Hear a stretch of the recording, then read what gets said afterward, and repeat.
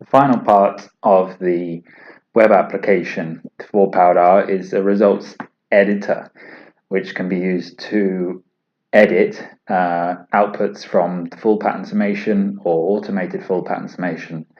And to do this, the first thing you need to load is one of those outputs in our data format. So we can load an example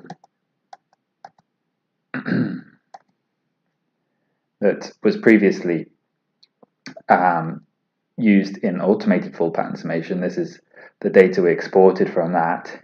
And then the other thing you need to load is the reference library you used for that analysis.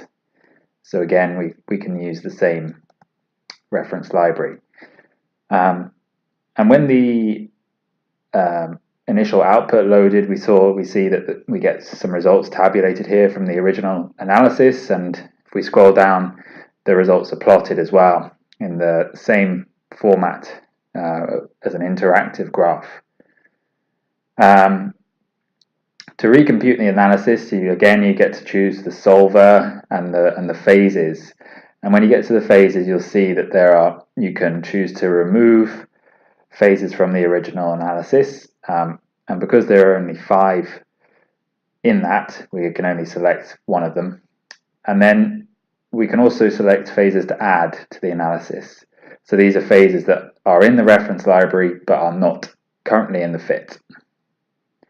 And then again, you can select the internal standard. And carrying on all the various parameters we've already seen in the previous tabs. So if we recompute the results, we go to R, we'll see it working away and it's just completed. But in order to view the results, you need to just actually change this button here and look at the new results. But in this case, nothing would have changed because we haven't removed anything or added anything to the initial analysis. If we look at the residuals, we can see this kind of strange shape here, which corresponds to each of the big peaks in this data, which are all correspond to quartz. So this suggests that maybe the alignment could be improved, and sometimes you can use a different standard pattern to do the alignment. So if we change the internal standard to another quartz and recompute, let's see what that does.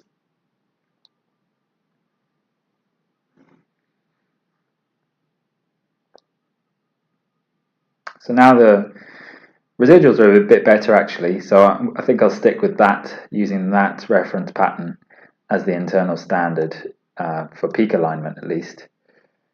Now let's zoom in a little bit and see whether we can add any phases to the library which account for this peak here.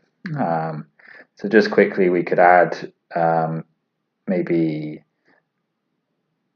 a plagioclase and a fat potassium feldspar and a couple of other. Let's add all the potassium feldspars and the plagioclase and see what happens.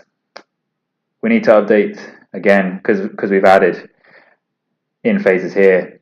We'll need to select the quartz number 2 again as the internal standard, and then leave everything else as it is and recompute. And again, if we go back to R, we can see it working away, and our previous computations are all shown there. So it shouldn't take much longer, and that's completed now. So now we can have a look at the fit again, and we can see whether that peak is now accounted for, and it's certainly better than it was. So adding those extra feldspar minerals has helped account for that. So this is just an example of how you can tweak the results to get better fits and therefore more accurate quantitative analysis using the results editor.